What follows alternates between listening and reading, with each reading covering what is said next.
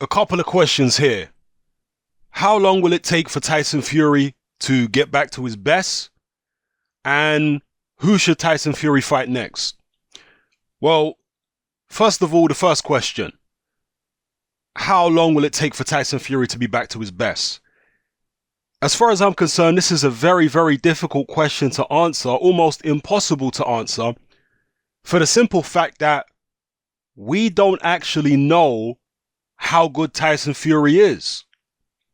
If Tyson Fury had been a long reigning heavyweight champion and he had, let's say, 10 title defenses, then we would have had a much better idea of what Tyson Fury at his best actually looks like.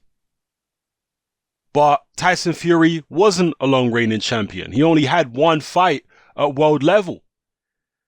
And so we don't know how good he really is. Was the Vladimir Klitschko fight an anomaly, a flash in the pan, a blip? Or was it an indication of greater things to come? Impossible to know. Was Tyson Fury a one-hit wonder like Buster Douglas when he beat Mike Tyson? Or was he more like Muhammad Ali when he beat Sonny Liston? Because going into the Tyson fight, Buster Douglas was seen as an underachiever, somebody who had talent, but he never actually managed to make the most of his talent because the general consensus was he didn't have the intestinal fortitude, he didn't have the heart, he didn't have the self-belief, the inner drive. This was the consensus view at the time as to why Buster Douglas was an underachiever.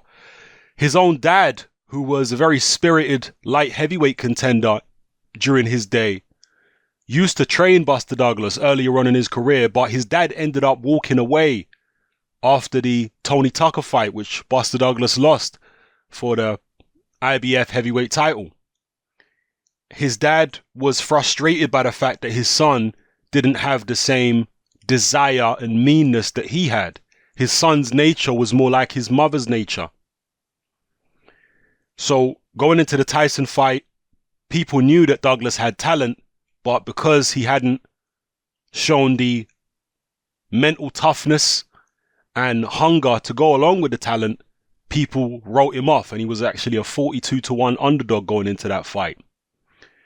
But for one night only, because of a various convergence of different reasons, Buster Douglas finally lived up to his promise and finally made the most of his talent against Tyson and slayed the dragon. Now, regardless of what you thought about Tyson in that fight, whether you thought he was at his best or not, the fact is Buster Douglas was at his best. The fact is Buster Douglas boxed way better in that Tyson fight than he'd ever boxed before. But the problem is, that's the only time in his career that he boxed that well. Prior to that, he'd never boxed that well, and subsequently, he'd never boxed that well. He lost the undisputed heavyweight championship in his first defense against Evander Holyfield. He got blitzed, knocked out in, 3-4 rounds?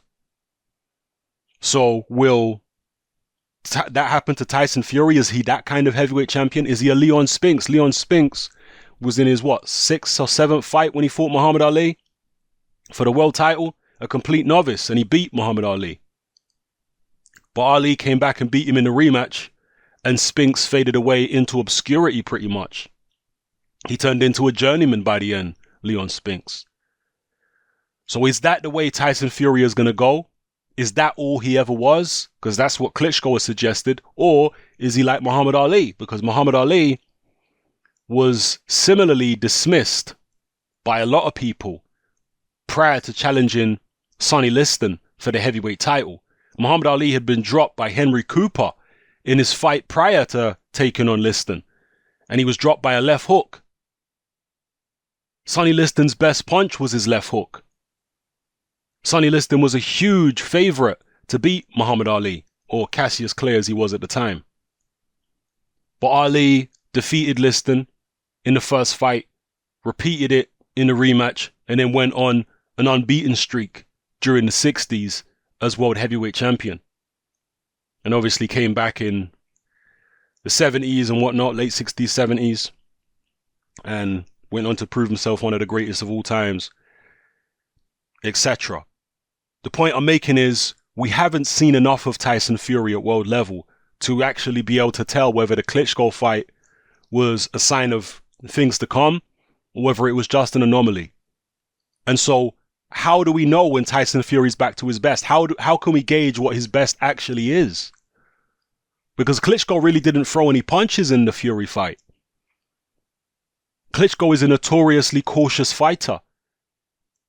There are many other fighters who would have let their hands go far more than Klitschko did. Klitschko finally let his hands go in the 12th, and in that round, he was able to land on Tyson Fury with relative ease. And he won the 12th. What would have happened if he'd done that in the first or second or third? We'll never know. I know the Fury fans are going to tell us they know exactly what would have happened, but they don't. None of us do. Maybe Klitschko would have walked onto something and it would have turned out a knockout victory for Fury. Or perhaps it would have turned out a knockout victory for Klitschko. Who knows? We don't know. So that's the thing about that first question. How long will it take for Tyson Fury to return to his best? Impossible to answer because we don't know exactly what his best is. Let's say he gets back into title contention, takes on Anthony Joshua or Deontay Wilder and gets soundly beaten. The Fury diehards are going to say, he's never been the same since he came back. That's what they're going to say. They're not going to turn around and say, well, he was never that good to begin with. They're going to say, well, he was never the same since he came back, since he lost the 2.5 years and put on all the weight and had the issues with drink and drugs and mental health. He was never the same after that. That's what they're going to say. And maybe they're right. Maybe they're not right. It's just impossible to tell. All I can say is, in regards to this question, how long will it take for Tyson Fury to be back at his best? We'll never know whether he can get back to his best or what his best ever really was, for sure. But in terms of him getting back to his old fighting weight, that might take, let's say, another 3, 4, 5 months. In terms of being in the physical condition that he was in when he fought Klitschko, at least in terms of weight, yeah, he can get back to that. But that doesn't necessarily mean he's back to his best. Yeah, you can get down to whatever weight, but another example with Muhammad Ali, when he fought Larry Holmes, he was lighter in the Larry Holmes fight. I think it was the Holmes fight. Was it the Holmes fight or the Berbick fight? It was one of the two. It was either the Holmes fight or the Berbick fight. I think it might have been a Berbick fight, actually. One of those fights, he came in very light. Lighter than he had for a long time.